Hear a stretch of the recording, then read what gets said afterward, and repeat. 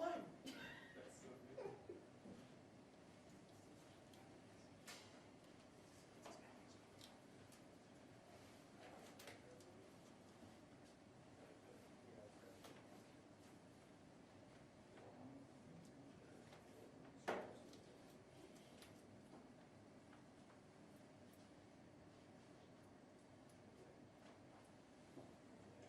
Kind of craziness in Edmonton today, or around it. The fires. Yeah, that's, you know, the fires start such a season shame. last night. Such a shame. Yeah. Yeah, there was St. Albert with the senior center. I know. Power plant. Nobody hurt though, fortunately. Nobody. Yeah, that was the only part, just the Three went to the hospital for precautions. Yeah. But the park line stuff too, with the wind and everything. So, Yeah, that's such I think it was 12:40, the emergency response came to our phones yesterday. wow. Wow.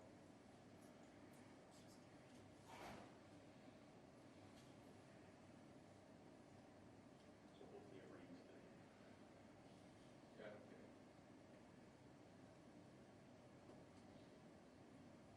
I think this weekend you're gonna get some. They were talking possibilities.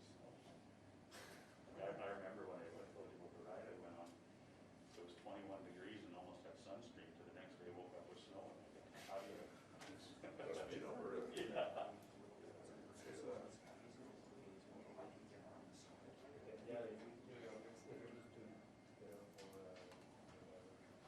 Oh, that's right. That's why, I looked at that. You know, maybe, well, because I think he'll just come and take me 15, so Not totally. I'll probably just give you the thumbs up. The sign. Yeah. Yeah, you know what, that should, just so you know what you're looking for. I suspect that'll be much enough for. Should I bring back down one? Yeah, you know what, maybe just so it's not distracting. Yeah, that one. Yeah. Just kind of look how, yeah, it might be, And it looks like Premier's arrived.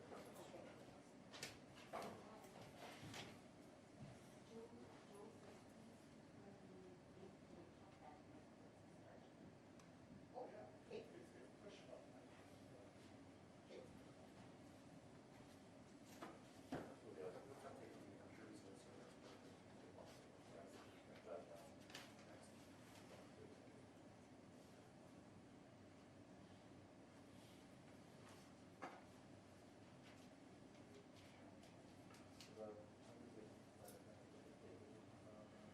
That's the other downfall of COVID is my suits just don't fit for some reason. The COVID shrinks. Yeah, exactly, yeah.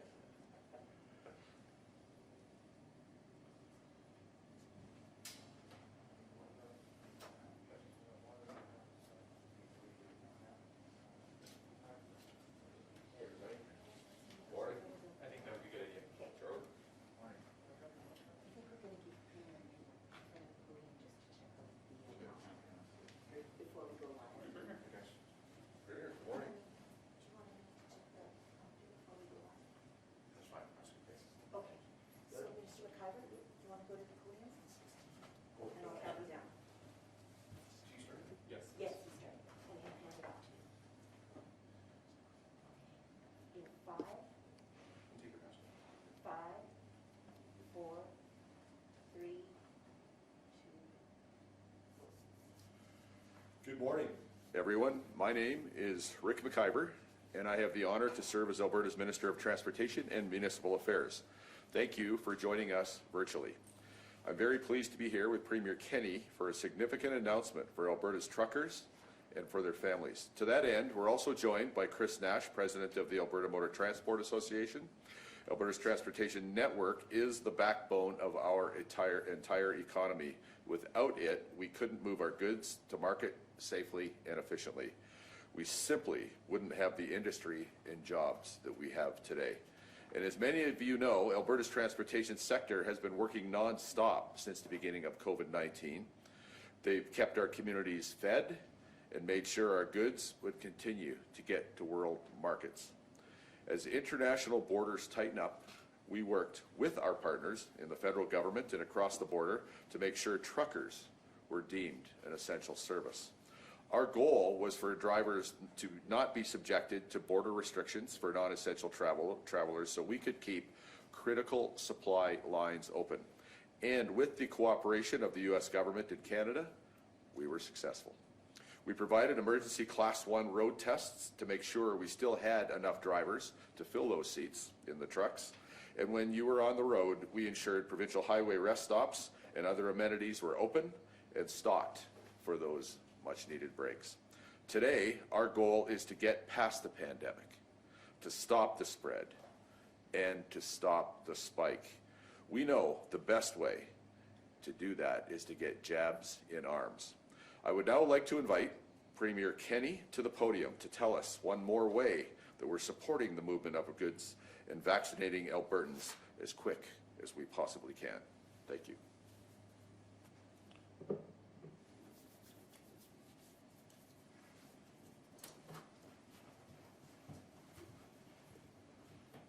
Thanks very much, Rick. Appreciate the good work of people of transportation over the past year, especially our truckers who have kept critical supply lines open from the very beginning.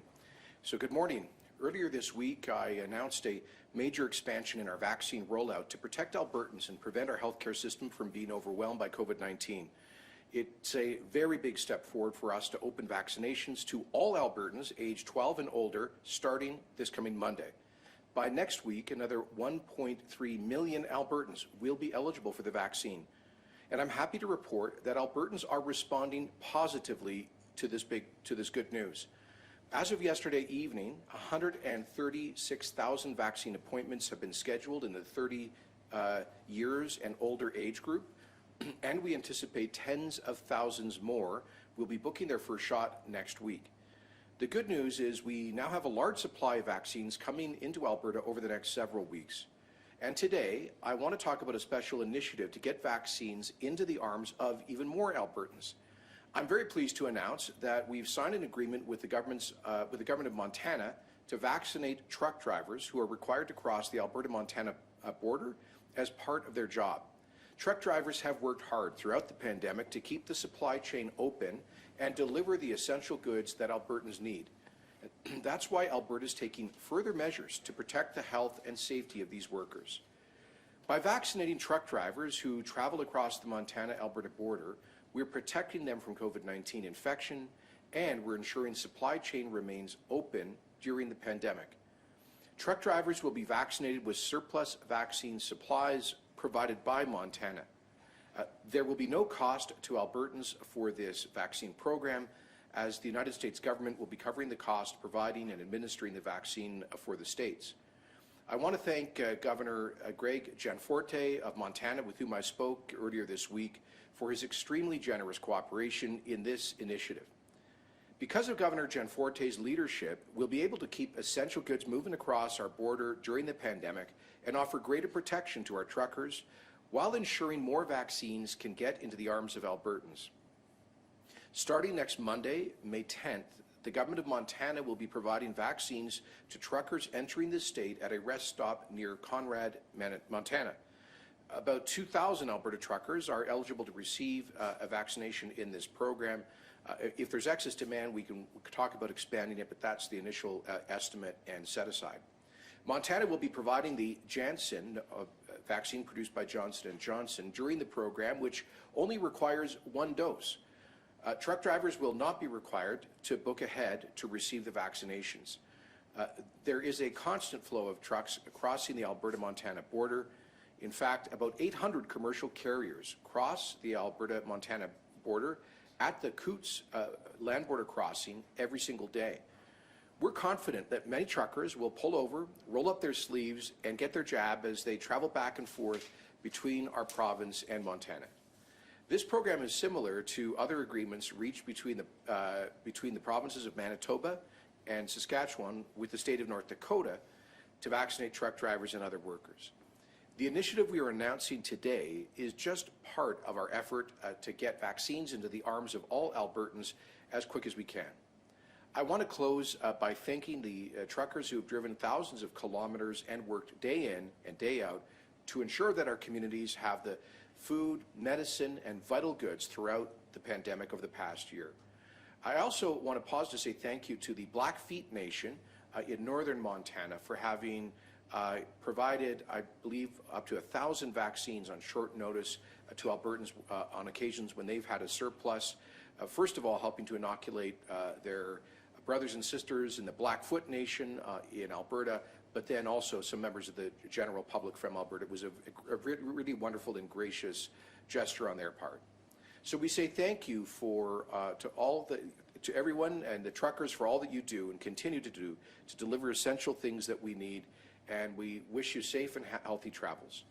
I'm now pleased to turn it over back to Minister McIver to hear just a little bit more.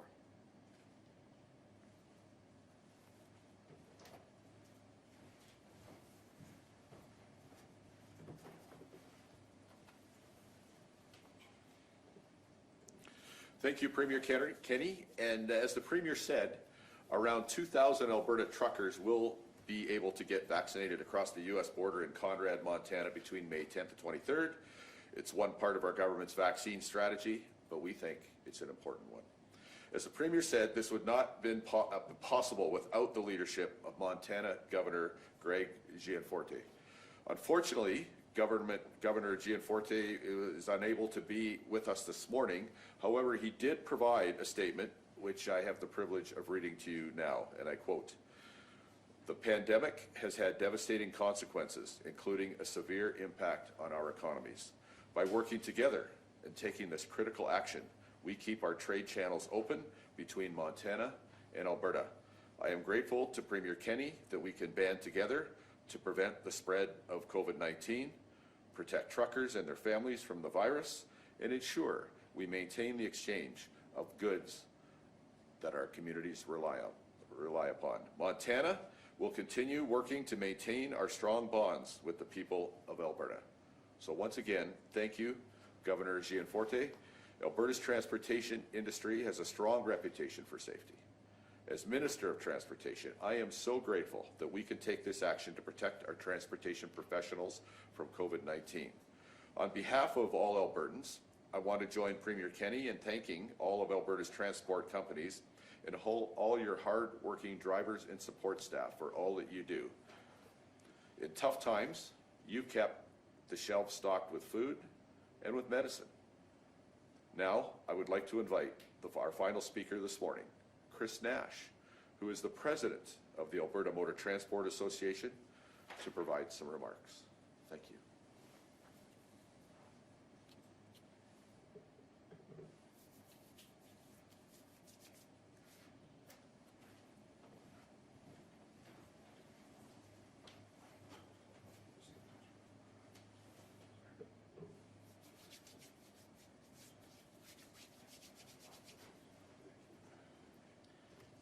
Good morning. Thank you, Premier Kenney, Governor Gianforte, Minister McIver, for the opportunity to speak today. And as well, we'd like to thank Dave Williams, the CEO of the Motor Carriers of Montana, for helping get this across the line.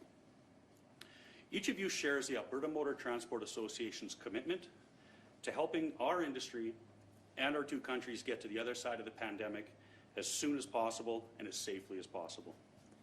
Today's announcement could not have happened without a shared vision for the future of trade across our borders.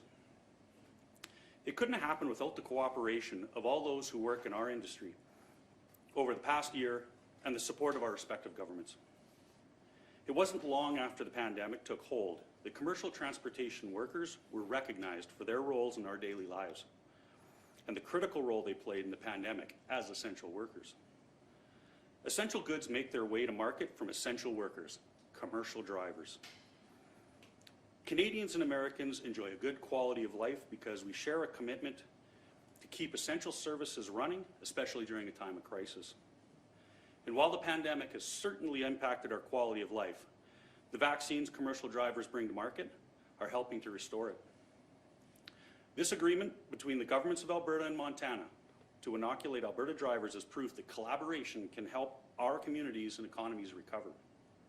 Agreements like this help keep essential workers safe. This is how we build and maintain a resilient supply chain. The Alberta Motor Transport Association is grateful for this donation of vaccines, and we're honored to be a part of this proud and historical moment when our two countries take a significant step forward together to end the pandemic and to protect our people, our supply chain, and our economies. And again, thank you to all the drivers out there for what you do every day to make our lives better. Great, thank you very much to our presenters today. We'll now go to the lines for questions. Just a reminder to individuals on the line that we have time for one question and one follow-up. With that said, operator, could you please put through the first question? Hi, thanks for taking my question. This is for the Premier. Vaccines opened up to every Albertan over 12 as of Monday, and some Calgary officials say we may not have the capacity or staff to keep up. Are there any plans to increase resources in municipalities across the province to keep up with that demand? I'm sorry, demand, you're talking about in vaccines? Is that the question? Yes, the demand to be vaccinated. Well, I can give you a very specific answer about where we're at in that respect. Look, first of all, we opened, as you know, on yesterday we opened for booking the next phase for everybody 30 and over, and we've had an amazing response. Well over, I think it was over 130,000 bookings in the first day, which has exceeded our expectations. And we have seen actually relatively more bookings in Calgary than in other health zones. So Alberta Health Services will be readjusting their supply allocation to match the demand where it is. We don't want to turn anybody away, obviously. I can tell you that right now we have, we can have somebody get back to you with the exact state of play with respect to doses in the Calgary zone.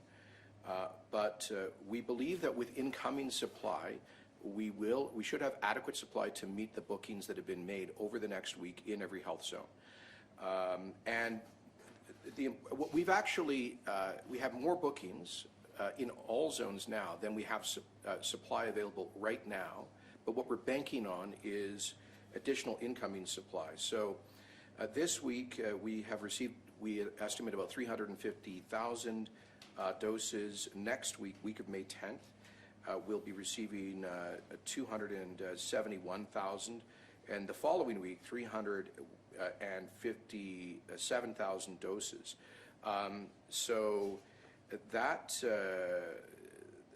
and then of course we then allocate those to AHS vaccination clinics, the rapid flow-through clinics, the pharmacies, doctors' offices, etc. So I'm just looking for the Calgary specific data to share with you, but I don't seem to have that. So we'll have somebody from AHS get back to you with a specific answer about where we're at with respect to the Calgary zone doses right now. Do you have a follow-up question? Yeah, I do. So when it comes to staffing and actual resources for getting vaccines in people's arms, are there any steps for opening up possible additional mass vaccination sites or supplying more staffing to the Calgary zone? Well, we may be opening up some mobile clinics, additional mobile clinics, but mainly what we'll be doing at this point, first of all, let me remind you, we've got AHS vaccination centers all across the city. There's several. There's the rapid flow-through clinic at the TELUS Convention Center downtown that can do, I believe, up to 10,000 doses a day. They've been typically averaging about 6,000 a day there. And in addition, across the province, 1,300 plus pharmacies delivering vaccines, about 400 of those in Calgary. But what we're looking at doing now is expanding this to, as the population of people eligible for the vaccines increases, we're going to be doing more community partnerships. So, for example, large-scale employers, we are in discussions with a number of them about doing rapid vaccination clinics in their workplaces. We're reaching out to ethnic and cultural communities to make sure that we're delivering the vaccines in a convenient location that is culturally sensitive. We may reopen with the Native Friendship Centers and the Métis Nation clinics specifically for their populations to encourage uptake. So there will be a broader array of, I would say, community-specific opportunities to get vaccinated. As you know, for example, right now in Calgary Health Zone, we have the specific vaccination program down at the High River,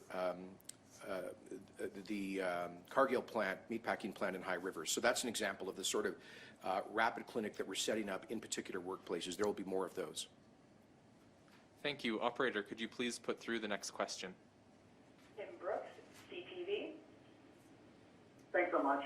My question is for the Premier. I'm just curious to know, now that everyone in Alberta is almost eligible for vaccination, what's your personal message to your caucus about the shot? Are you asking everyone in that UCP caucus to get vaccinated? Well, it's the same message I have for all Albertans, which is to strongly encourage everyone to get the jab as quick as they can to keep themselves and their loved ones safe. We'll be launching a large advertising campaign with some fresh messaging to especially a breakthrough to people who have had doubts or skepticism about the vaccine. I haven't heard any of that in my caucus. I've heard people, my colleagues, as far as I know, intend to get vaccinated and have as soon as they have been eligible. So I think this is really a message for all Albertans. We do know, this is good news, that in the public opinion research and the polling, we've seen an increase over the last few months in the percentage of Albertans who intend to get vaccinated. You know, when we started out about 6 months back, it was about 30% of Albertans who seemed fairly reluctant. Pretty consistently, 10% have said they're just not going to get the vaccine. And as you know, there's always a minority of the population who are just skeptical about or opposed to all vaccines for whatever reasons. And there are, of course, there is a small share of the population who, for their own health reasons, may receive medical advice not to take the vaccine. But what we've seen initially was sort of a 20% group of Albertans saying that they were open to taking the vaccine, but they wanted to wait and see. And I think what they wanted to wait and see was how safe it is. And I think now they can see that, you know, a third of our population, 40% of Alberta adults, and hundreds of millions of people around the world have received the vaccines with very few negative results. In fact, what have we reported so far? After we've done we're approaching 1.8 million doses administered, and in Alberta we've reported 282 adverse events out of those 1.8 million doses. So the science could not be more clear that the risk of COVID to your health is infinitely greater than the tiny risk posed by vaccines. Not to say that, you know, every medical intervention has some level of risk. So that's the message I would send to all Albertans, including members of the legislature.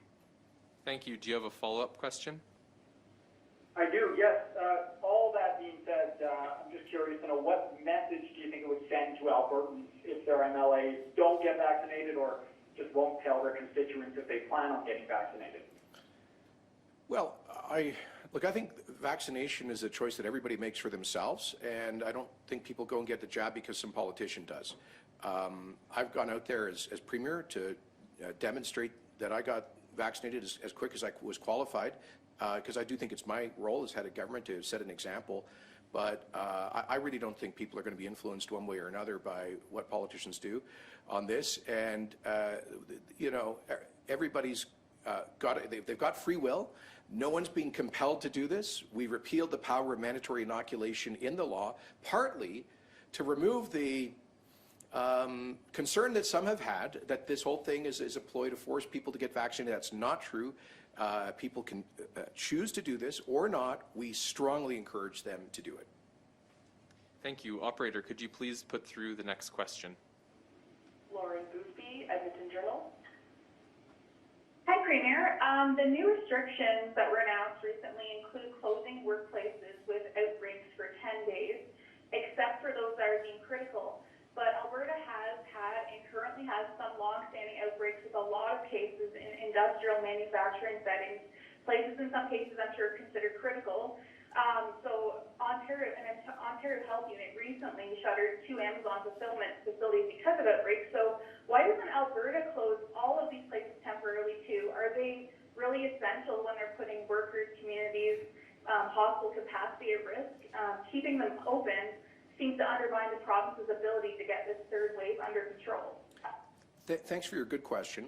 So we just adopted this policy of closing work sites without breaks for 10 days on a Tuesday. There obviously has to be some flexibility for applying that intelligently. Like, we can't close a hospital completely if with hundreds of beds if there is, for example, an isolated outbreak. So Dr. Hinshaw and her team are developing the criteria to apply this new policy, consulting with Dr. Bonnie Henry and British Columbia, because they have had a policy like this in place for several weeks. I was briefed on it last night. We understand that Dr. Henry believes it's been quite effective. We are developing, and we will publish in the very near future, in the next few days, the criteria that will be used by Alberta Health Services to apply this principle. So there are going to be some kinds of workplaces, and I'll give you again the example of a fire hall or a hospital, that we can't and won't close if there's an outbreak. We'll just take necessary precautions. Then there are others that will be subject to the 10-day closure in the event of an outbreak.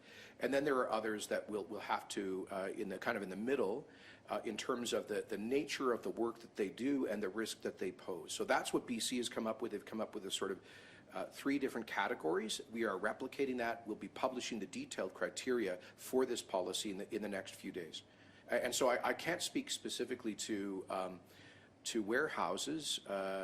Again, we will leave it to AHS to look at the individual circumstances and figure out where it makes sense to apply the policy. But the general intention is sending a message to employers, first of all, about the importance of following all of the public health protocols, keeping people safe, and responding as quickly as we can when and where there are outbreaks. Thank you. Lori, do you have a follow-up question? Yes, I do. So in the event that, manufacturing, places like warehouses or industry like, oil and gas are considered critical and allowed to stay open. You have passed a bill recently that gives workers up to 3 hours of paid sick leave to get the vaccine, but a lot of Albertans still don't have any paid sick days at all, so they can't afford to take time off if they have symptoms or test positive.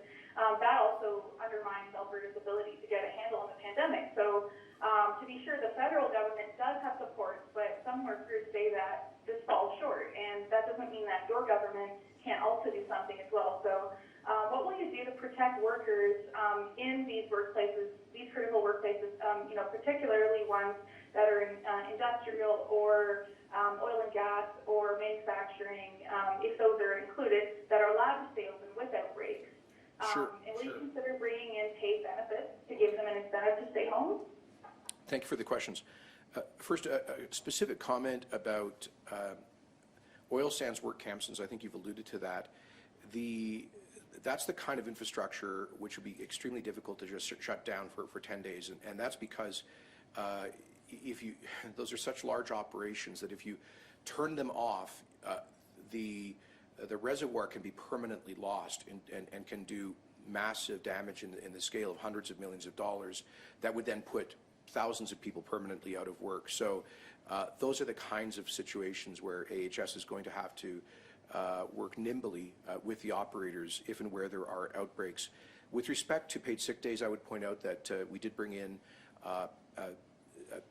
protection for workers who have to stay at home due to COVID, and they have a 3-week protection in the law.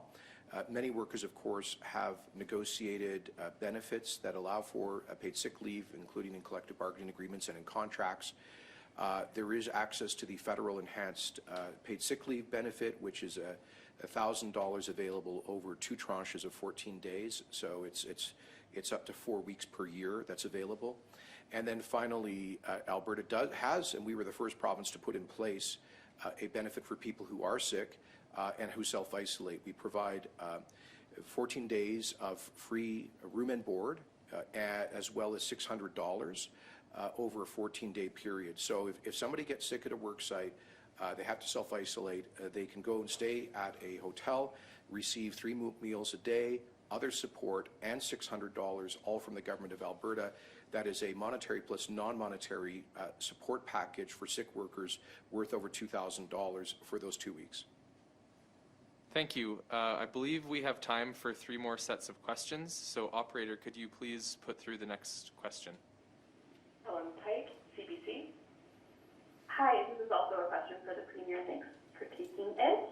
I'm just wondering, just on today's announcement, I'd be curious to know what the risks these truck drivers have been facing, crossing the border. I know they are exempt from having to quarantine, but I just wonder, are these folks getting sick? Well, I'll ask, I don't know if Minister McIver has any stats on this, but I'm not aware of any particular challenges with that sector standing out in terms of COVID spread. Obviously, people who travel are taking some risk, but we a year ago, 13 months ago in March, April, at the beginning of the pandemic, one of our main concerns was the threat to our supply chains, that if those truckers couldn't bring food in from the U.S., it could empty grocery store shelves very quickly.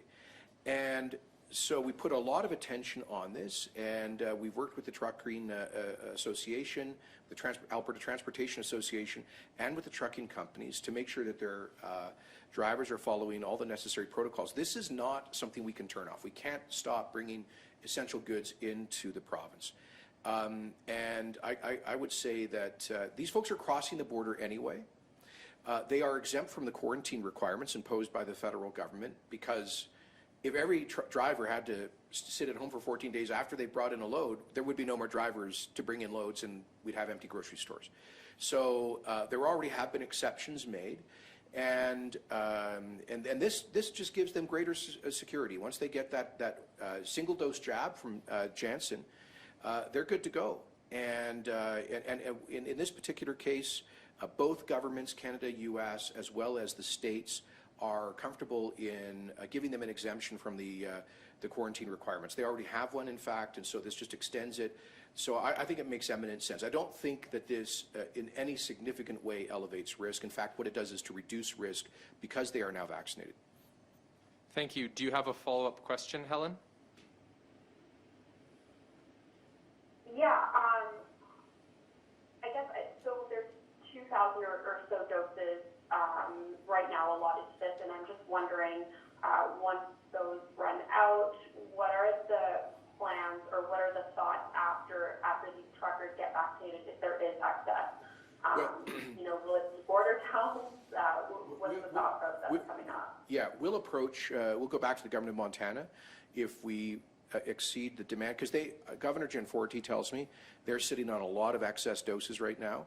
They've vaccinated about half their population, and demand is slowing down, so their supply their available supply is increasing. This is our initial estimate of where we think that the demand will be, but I get the impression that Montana would be happy to expand the program if we need it. And I'll just add to that, we've been in discussions with some other U.S. states. I've been talking to other governors who have said, look, Jason, we're sitting on extra doses here. We know you guys don't have enough. We'd be happy to share with you.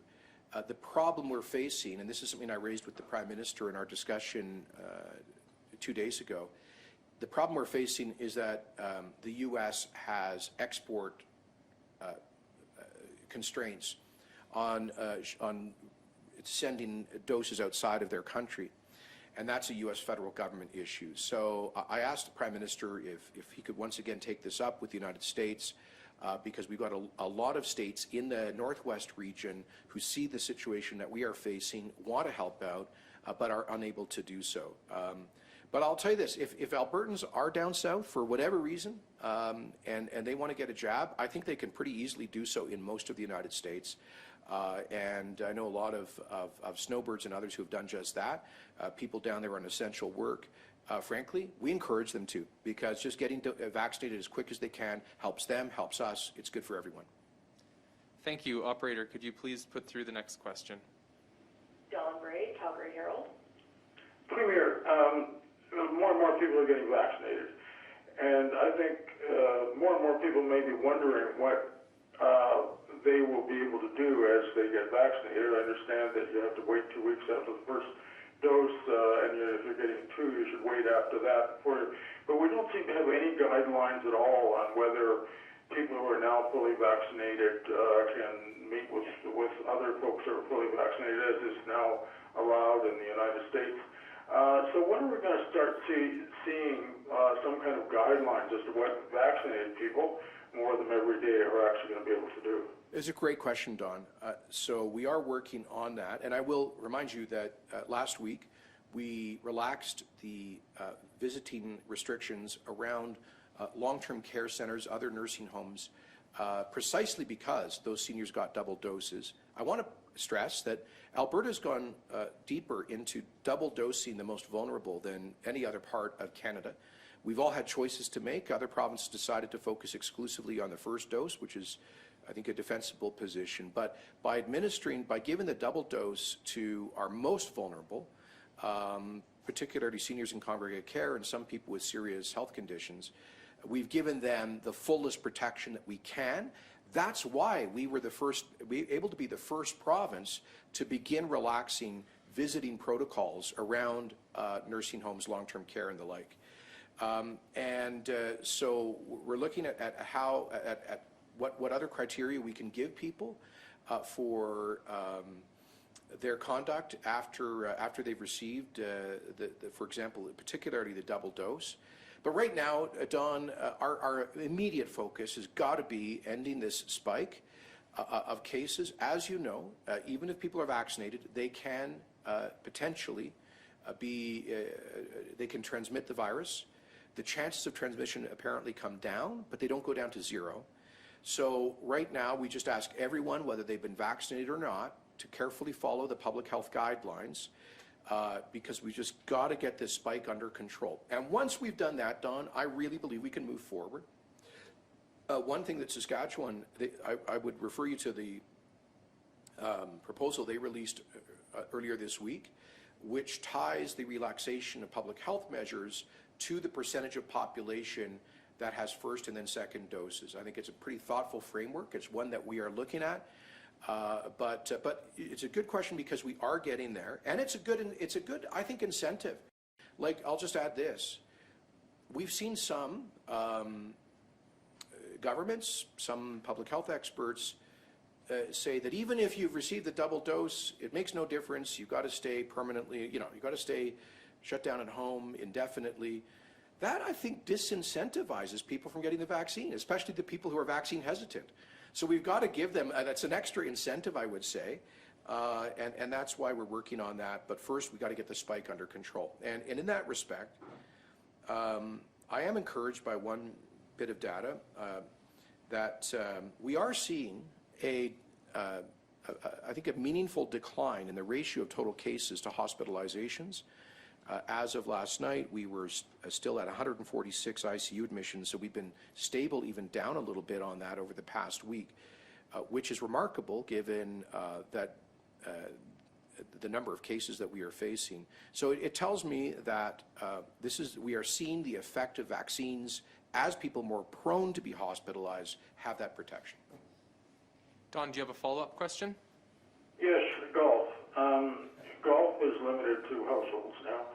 I understand that other teams, other sports are completely shut down, so this is kind of a specific question about golf. Now, my experience of golf is 4 people gather, 2, 3, 4 people gather in one place for a brief time, hit the ball, and then go off in entirely different directions for the next 20 minutes. Isn't there a way that people could play golf, arrive in different cars, not go into the clubhouse, maybe mask on the tee, and still have a round of golf with 3 or 4 people who aren't household? You know, you make I don't know, what's your handicap, Don, by the way? I do not have the patience for golf, so I'm not going to pretend to be an expert on this. But I think you make a decent point. Outdoor activities are, outdoor recreation is actually something that we encourage, but we are trying to, of course, limit social contact and interaction between people.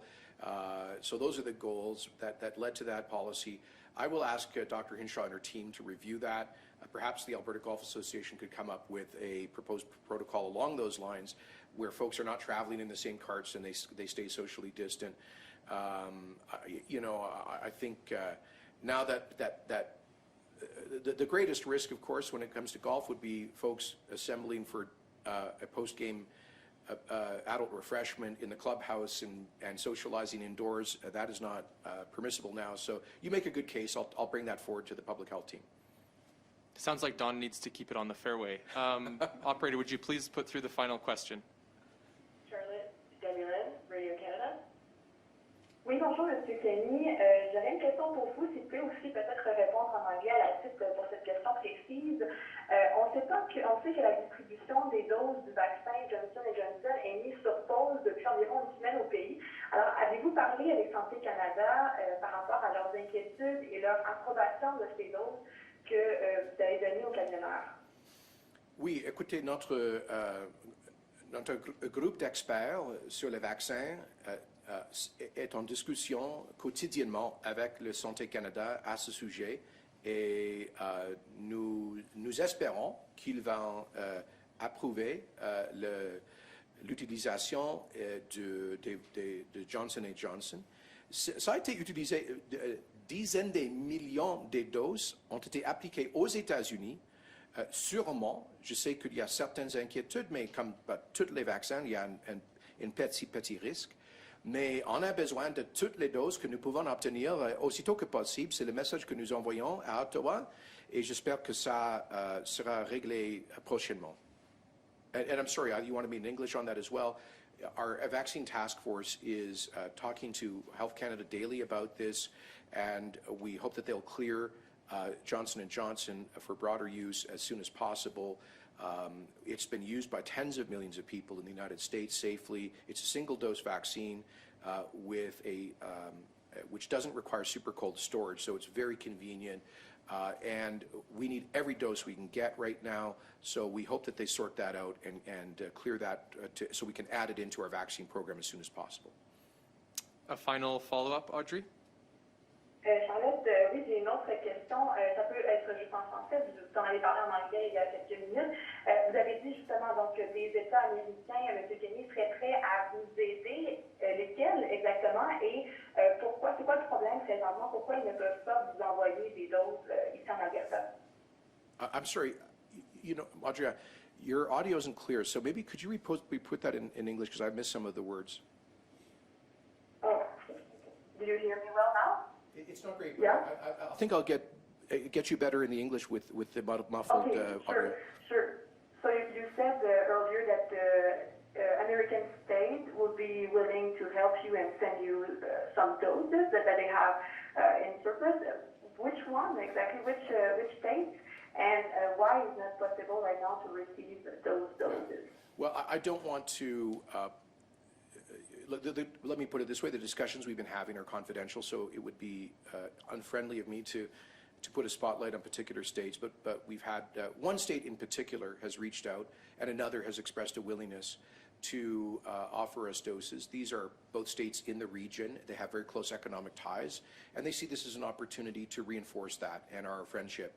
And they see what's going on in Alberta. They just want to be helpful. They're sitting on lots of extra doses. And I've spoken to those governors. I've really thanked them.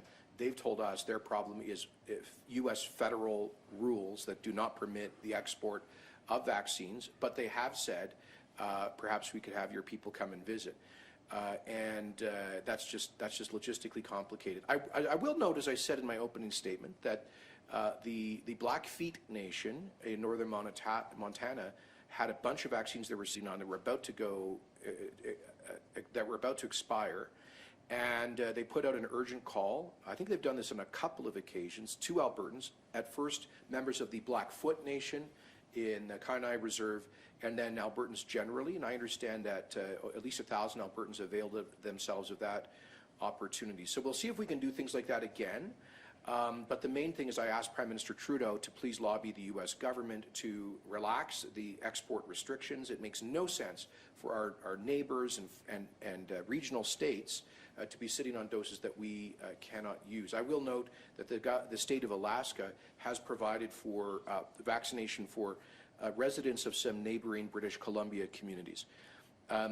Alors, les discussions que nous avons eues sont confidentielles, mais il y a 2 États qui ont approché l'Alberta avec une offre de partager les doses supplémentaires des vaccins. Et le problème est le contrôle de l'exportation imposé par le gouvernement fédéral des États-Unis. C'est la raison pour laquelle j'ai exigé au Premier ministre Trudeau d'intervenir avec le président Biden pour relaxer les contrôles d'exportation des vaccins pour qu'on puisse obtenir ces doses-là. Et je note qu'une des nations autochtones au Montana a déjà fait ça d'une façon urgente, mais il y a d'autres affaires. Je note également que l'État de l'Alaska a organisé une situation où les résidents des communautés proches à Alaska ont eu l'occasion d'obtenir les vaccins. Alors, nous espérons qu'il y aura une relaxation des restrictions des exportations aux États-Unis pour qu'on puisse obtenir ces doses-là. Thank you very much. Thank you, everyone.